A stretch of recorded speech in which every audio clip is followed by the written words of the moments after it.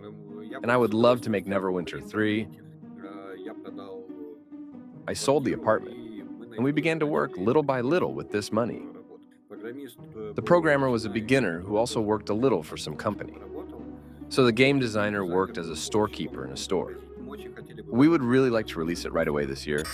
Knock knock, travelers. This is a new episode of Knock on a Coffin Lid Video Diaries. Today we will tell you about the latest development news and the life of the studio, and also answer your questions that you asked on social networks. Today here with us is Alexander, and he is the lead game designer of the studio, Andre, as known as Inri, founder of the Red Boon Studio, and me, Nastia, aka Marfonia, community manager of Knock on a Coffin Lid. Let's start with the news. A lot of interesting things await us.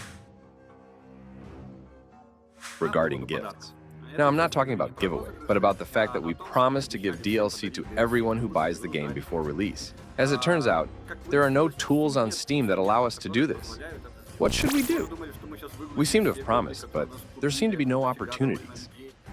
We already thought that we would upload all the copies that were bought from us, and this is quite a lot of people, and we would send everyone a key to the DLC by mail. But then we dug a little into the Steam code, and there are non-trivial solutions that allow us to take into account purchase dates. Thanks to this, we will be able to give access to the DLC to everyone who buys the game now.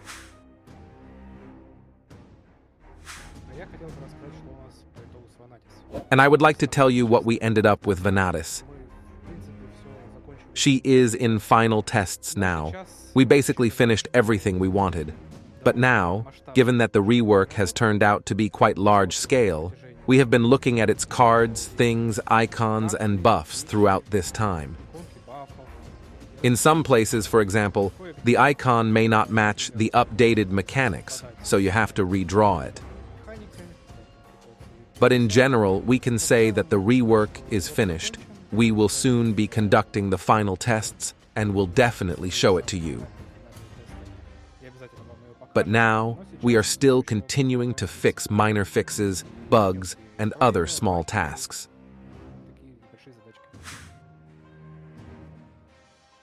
Some news from Mortis's library. It is almost in order. At the moment, we are working hard on Mortis's notes, which will help collect information about events and show the player's next actions. In the future, there will be stages of player actions, and you will also be able to see everything you have done so far. We have not yet decided how exactly we will draw players' attention to events where some action is required, or the event has developed. But we are thinking about either an icon for the corresponding event, or an entry in the event log. We also polished up the events in the glossary. We have added the ability to view different event art. We also grouped events of the same type, a merchant, a chest. In Text Diaries, we said that we want our character to learn not only in events and change his relations, change his choices, receive any additional options, but also in relations and battles. That is, when the same Percival killed wolves many times, he already simply knows how to fight them, how they will rush at him, and accordingly, he should receive some kind of preferences for this. Bonuses to strength, maybe additional cards, some buffs, debuffs on enemies, and so on. That is in such a way that we show that the character learns during the game. And our next step will be skipping the battle. If you've played this fight many times, you can simply skip it if you don't need to fight any further. This is also in the format of quickly mastering events, so that each time you don't have to go somewhere for a very long time if you want to see some kind of development of the event. So that you don't have to kill 10 mobs for this, which would delay the gameplay. Previously, rewards didn't work as well as we wanted. Firstly, we sometimes lost some rewards. And among the total number of rewards in the game, it was very difficult to understand. Some card or thing never appears. We were able to understand this thanks to your messages that a certain card was not showing up. We checked and noticed that it was indeed nowhere to be found. We have now redesigned the entire reward system. Now we will know for sure that if something doesn't work, it's a bug, and we'll fix it very quickly. Everything should now work properly. Also, in parallel, we touched upon, let's say, the logic of issuing awards. That is, if previously we had plus or minus the same rewards in all biomes, a regular reward with a chance of dropping rare ones from regular battles, rare ones from elite battles, and legendary ones from bosses. Now we have made this system more fair in the sense that the further the player goes along the biome map, the better. In the same northern gates, the chances of dropping legendary items and legendary cards are much higher, but you will practically not see rare and ordinary items and cards in this location. It was always a shame to defeat a squad of 3 northern gate guards and get a regular card for it. It was very sad. This won't happen now. Plus, we finally got rewards tied to specific enemies, which was a lot of work. If you need an elven set, then you go and fight with elves. The only exceptions here are merchants who can sell everything in the game. The lore of our game is very large and varied, and we can't count how many secrets our events, heroes, and personalities hide. Players do not always fully explore the story, and they are not always able to fully immerse themselves in it and learn all the secrets. We decided to add new travel notes, new reactions to events for our heroes, and of course, Mortis. Who would be without him? Work is underway on how we display them. Previously, there was a problem with the fact that when a player starts a new game, goes through the story, he literally has some kind of travel note through the battle. I walked 2 steps. Here is a note about animals. Walked 2 more steps. Here is a note about elves, gnomes, Sigismund, and about anyone.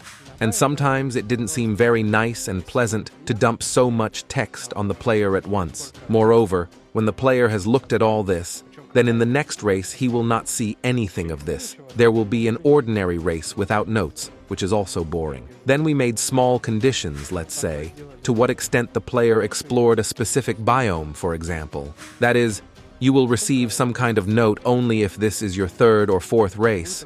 It was interesting that the travel notes were evenly sorted by biome, but this also led to problems. Some of the notes started to seem pretty stupid, because Mortis is talking to Percival. I met the boss thing there, and he has already met him 8 times. And for the 9th time, Percival began to doubt and talk about it. It looks very strange. Now we are trying to make some kind of combined option, where it would be logical that the characters, after meeting someone, decided to start such a dialogue, and at the same time, so that there is no spam with notes. We want to find a certain balance between all this.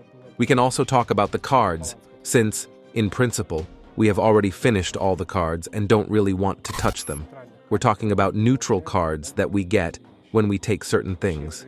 We have a lot of things in the game, and the cards they give are, in principle, also quite a large number. But when we looked at the balance in general terms, we discovered that veteran players probably noticed that various knives or swords, axes, have several identical attacks. For example, knives usually give jab or backstab cards, all axes give a blow with bleeding, and the like. And when we decided to diversify the attacks a little and maybe add something more interesting, we discovered that we had no free cards to play. So yes, this is not some kind of large-scale innovation, but somewhere around 10 new cards will appear in common and rare items. These won't be super strong legendary cards that can completely change your build, but some things, for bleeding, poisons, or for example spiked blocks will appear. They can add a little more uniqueness to your build. But that is not all. We are working on the voice acting, on the final battle, on the staging of the final videos, on the credits and on the final endings. Yes, that's right. Everything you do in the game, your choices, it all has consequences. And at the end, after you defeat the final boss, you will see what all your actions and choices led to. And we figured that if we put all the endings together, then if it were a cartoon, it would take about an hour and a half of time. This week brought us a lot of news. Now let's move on to questions for the developers. Tell us more about animations. How do you decide who to reanimate?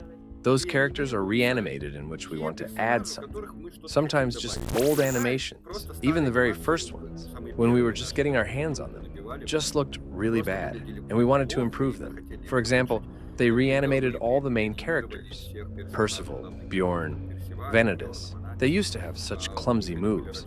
You can also see how the event effects have changed. Some events, all sorts of parallaxes appeared, 3D effects appeared, and all this was done with the help of Spine. This is extremely difficult to do in Unity. How does the game balance process work? Alex, I think this question is for you. Well, if we talk about the balance of the game, then, firstly, naturally, all of us who are developing the game play this game. Almost every evening, our guys do several runs, walk through, and watch. Someone doesn't like something. Naturally, many people have different opinions. Naturally, we all get together, discuss, and come to some kind of common decision. We also look at feedback from players. They greatly help us find what we missed. Well, the main balance has already been completed. If we talk about how we initially came up with balance, then in general we had Percival as a kind of basis. That is, you can imagine that you have an attack card that deals 6 damage and a defense card that gives you 6 blocks. Let's say, if we take these two entities as units of attack and units of defense, then we can then come up with various cards that rely on these mechanics, and from this vary their other values. If a card costs more energy, then it should be twice as strong, and if it also drops less often, for example, a rare and legendary card, then it should be even stronger. These are the tables we use to list everything in the game. Naturally, problems arise. We are now talking about some small entity, but if there are a lot of these entities, and we have in the game sets for items and cards and some event solutions can add something to you, then sometimes together something works, sometimes together something doesn't work. These are particulars that we are promptly trying to correct, so that in the end the player has a pleasant impression of the implementation of his ideas, so that if he wants something, it actually works, and he does not have problems throughout the entire gameplay. This is the main goal.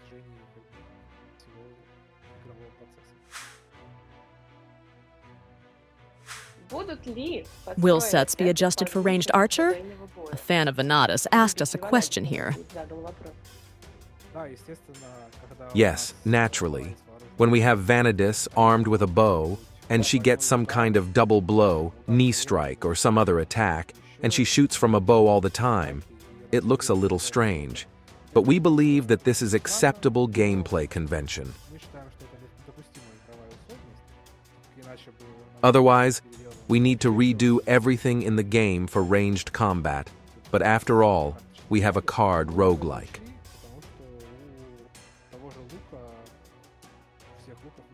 But we took this into account because all bows in the game have an ability to ignore spikes, which means you can't return damage if you shoot with a bow.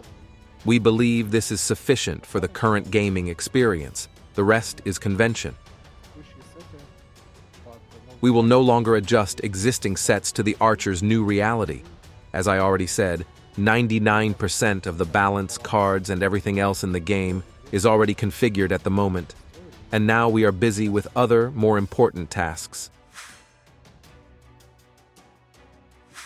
How successful does the game release need to be for you to continue supporting the game and adding new content, including new characters? We need to sell about 200,000 copies. I don't know how realistic this is. I would really like to. That is, 200,000 copies will give us the opportunity to continue working. I hope that by the end of April, we will have already made some kind of positive build. And in May, we will have a big patch in which we will show everything that we have at the moment. And based on feedback from users, it will be clear whether we are ready to advertise. And the first attempts at advertising will show us how potentially successful our project will be, so to speak. And if this is positive, then God willing, we will sell 200,000 copies in a year. And this will give us the opportunity to make our next game.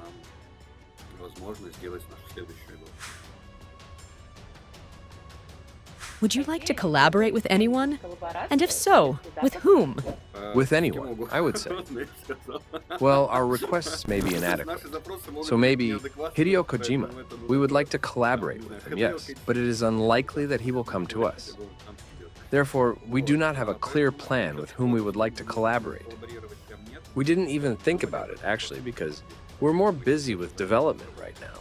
As for collaborations, we are always open and would love to collaborate with someone.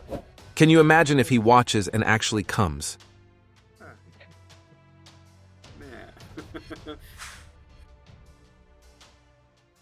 How many people are involved in the development of the game?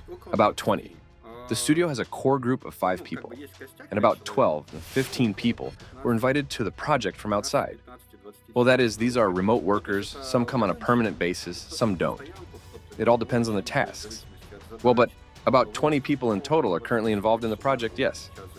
This is even more than developed the Smuta game.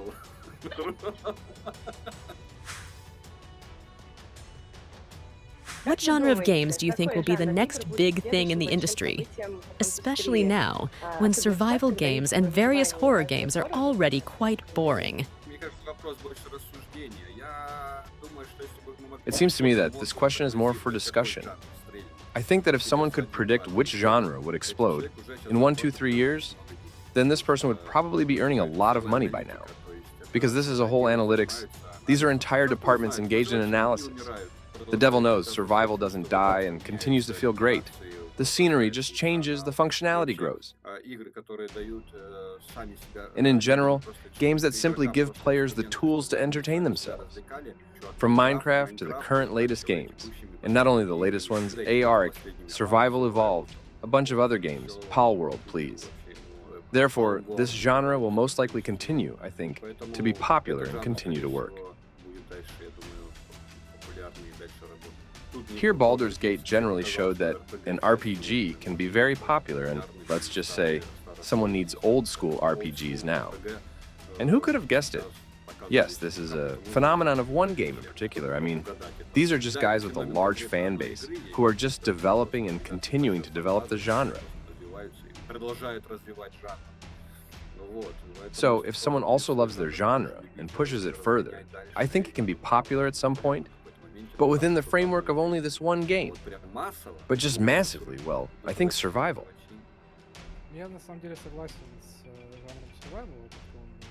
I actually agree with the survival genre is alive and doing very well.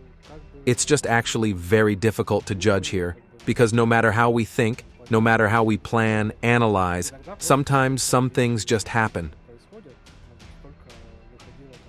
We've had so many phenomenal games. Before the release of Hades, those who looked towards the roguelike genre were, of course, fans of roguelikes and action games.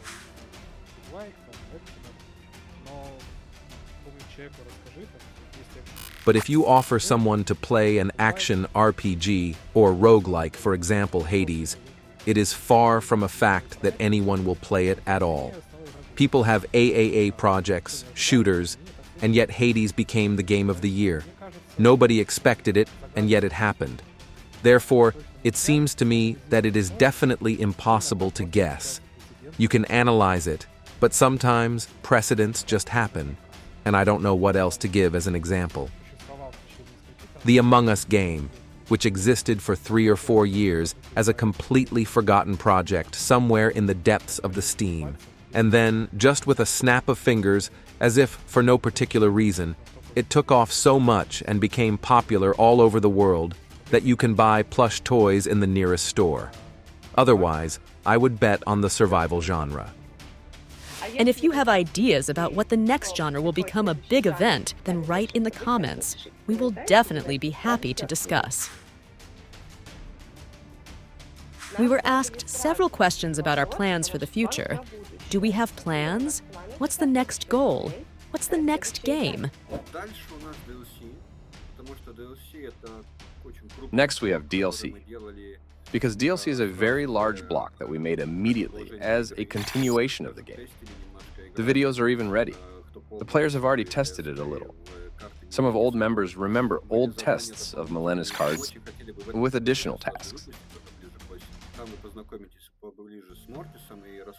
We would really like to release it right away this year. There you will get to know Mortis better and reveal the whole idea, since when you finish the main game and play through all the characters, you will have even more questions than you had before you started playing. Therefore, the DLC will reveal them further. More will be told about the fate of Mortis, and then everything depends on the financial success of the game, because we don't want to endlessly release DLC. We have a plan to make another interesting mode in the game itself. And if you like it, then maybe make it a separate project and develop it. If we don't like it, then we won't do it. We would really like to do something on a larger scale. I'm a big fan of Neverwinter, the first part, and I played it a lot as a child, and we even created our own shards, and they did a bunch of different activities. We DM'd, created live quests, and it seems to me that this is missing now, that there are quests with real people. Not some small-town project where 2 people lead a group of 5 more, but a truly global project. And I would love to make Neverwinter 3, but for this we need to first make an engine. And not just take it now and make some kind of RPG, and then come to Wizards of the Coast and say, hey look, we made it's an RPG, give us the rights, we'll make Neverwinter 3. Therefore, we are thinking that we will first make some kind of toolkit so that you can entertain yourself, roughly speaking. That is, to make some kind of survival with deeper capabilities, in which there are a bunch of things interconnected without a user. That is, when the world lives its own life, villages themselves appear, develop, and are destroyed. A living, healthy world. And then, on the basis of this world, create some events, create some lives.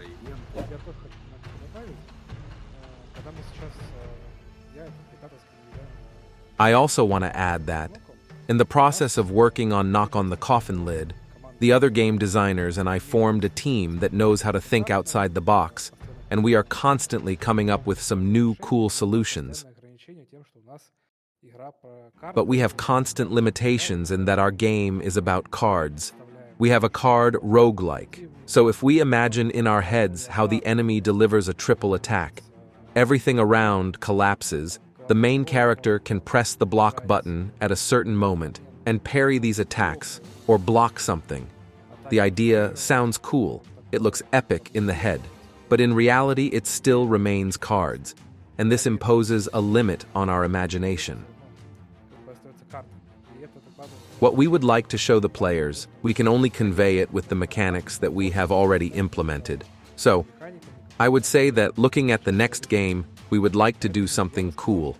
I'm not talking about a specific genre now, in which we would not have restrictions on the content that we could offer the user. I wanted a battle with a dragon. There will be a battle with a dragon.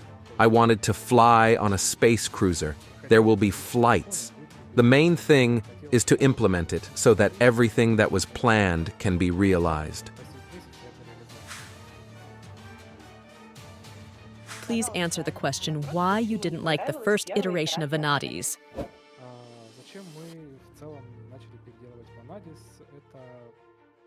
Why did we start reworking Vanadis in general? It's just too big of a spike in difficulty compared to previous characters. That is, you can put together a strong build on Vanadis, even one that will be stronger than Percival and stronger than Bjorn. But as a character, she was very fickle. We had situations where a super strong build, which, given that Vanadis has a lot of energy, double card draws, the pet hits, she hits, and the central cards are played, then in the first 2 rounds you can defeat everyone. And in others, when a player tries to make himself some super complex, tricky build by burning cards and returning them back, then, of course, it can be done, but most likely nothing will work out, because there were several key cards that were for this strategy were necessary.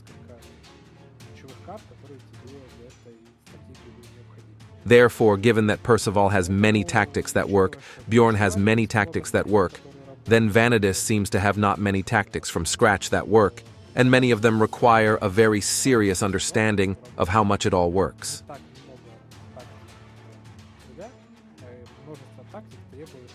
Plus, knowledge of cards is required. That is, the player needed specific cards to build on Vanadis. And the player had to find out about them from somewhere, find them in the game, think about them, come up with them. In general, it's difficult. We haven't completely given up on this idea. Vanadis, we will still have to think about it, but we don't want to go to extremes. Now, it's not that we have completely redesigned the mechanics of the Archer. We rather made it more understandable and simple, so that there were no very strong builds or very weak builds. And on average, in its direction, everything worked more pleasantly, comfortably, and conveniently for the player.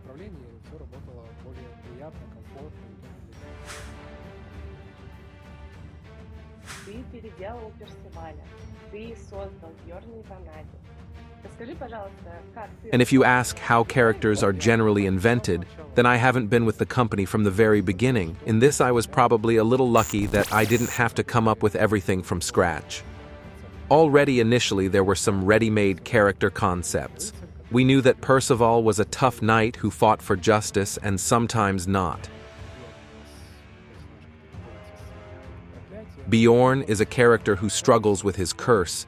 He is a werewolf. He transforms into two forms, and Vanadis has a little control and summons pets. These basic concepts were already included in the game by our script writers, and all that remained was to figure out how to bring the idea and description of the characters into the gameplay from a plot point of view. There were many iterations. The same Bjorn had 6 or 7 different options for how he could interact with his form. There were options that he summoned his shadow like a summoner. That is, there was a second wolf that appeared so ghostly. There were opportunities when he simply accumulated a certain number of stacks, so to speak, and conventionally, 30 turns into a lichen and so on until the end of the battle. But we tested, and our players tested. When we gave closed access, we looked at which of these mechanics worked better, and that's how we came to the current classes.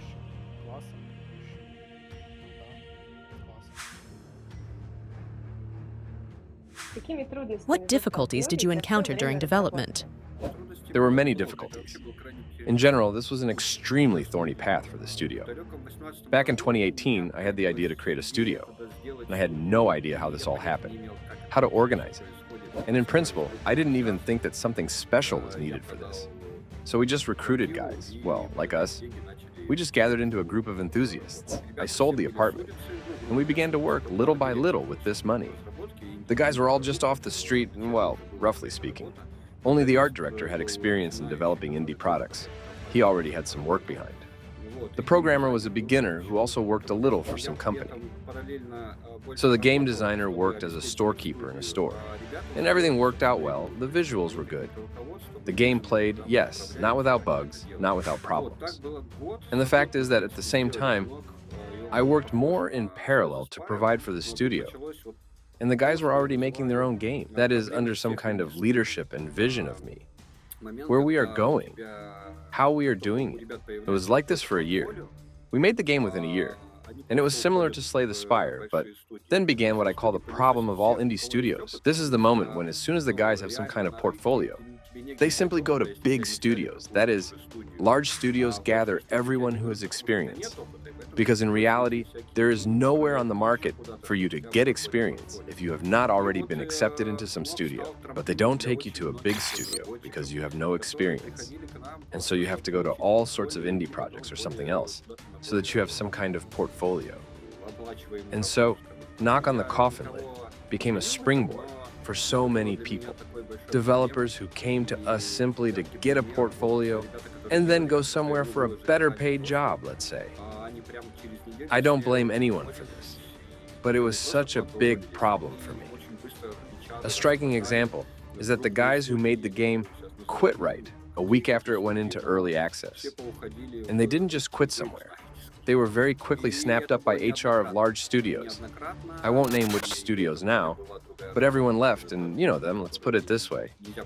And this happened repeatedly, and at the same time, I had another job that I couldn't lose. It was probably around 2020. Everything was frozen until the fall, but Kasai was already working for us then. Kasai just stayed and didn't go anywhere. And here we are with Kasai and screenwriter Stas, aka Radio Silence. You know him, maybe you saw him in our group. So the three of us continued to do what we could. But we didn't have programmers, we didn't have artists, well, we did, but outsourced. And then Vlad and Julia came, and now there were 5 of us. Then we found a programmer. Again, programmers were very expensive specialists at that time. We simply could not afford them. I tried to find someone somewhere. I went to all sorts of events where they show their little products, where programmers show what they can do in a day, and so on. At one of these events, we found a programmer. I will say that it is better to overpay for a good specialist than to work for juniors, programmers specifically, because it will bury you. This is what we then picked out in the game throughout the rest of the year, even 2.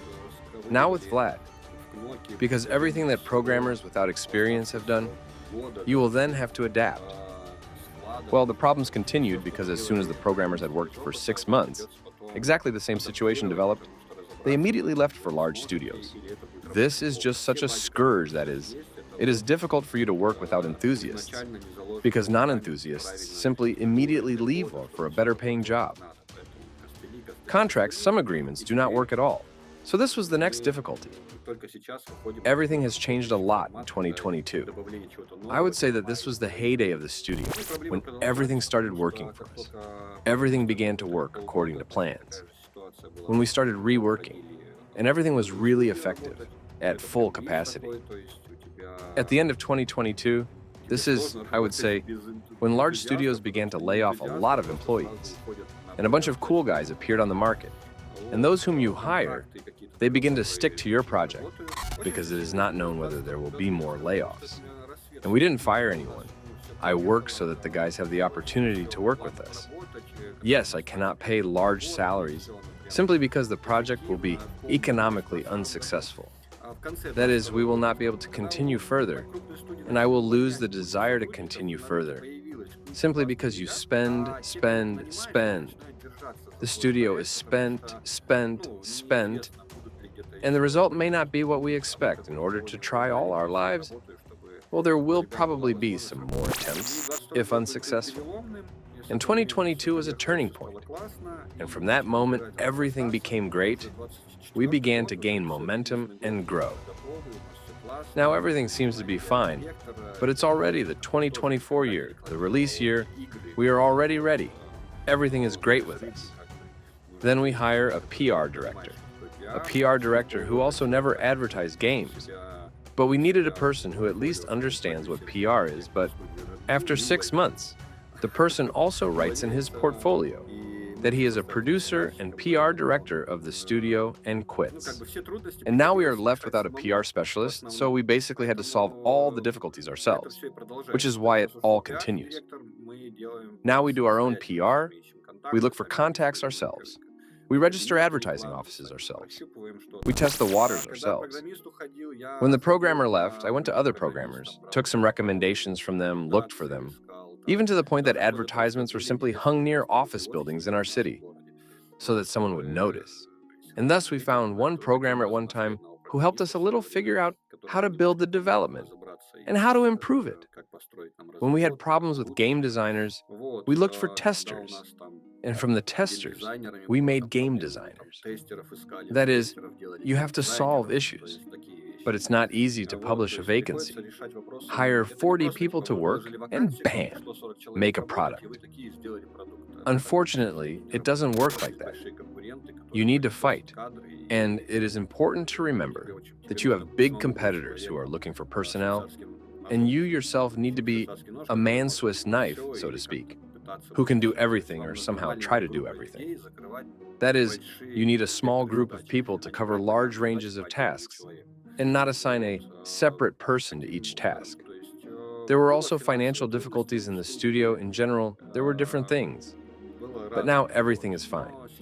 I hope there will be a release this year and everyone will like our product.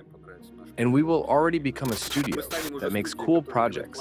And people will come to us because it's cool, it's interesting to work on the products. And not just to get a portfolio and go to some other studio. That's probably all. Let's hope that the difficulties facing our studio are over. There is a truly bright future ahead of us, not a light at the end of the tunnel, and no one will knock on our coffin lid. Therefore, friends, thank you very much for being with us. Thank you for watching. Please rate our efforts by liking and commenting, and we say goodbye to you until next month. Subscribe to our social networks. We will definitely leave all the links under the video. Bye, everyone. See you! Bye!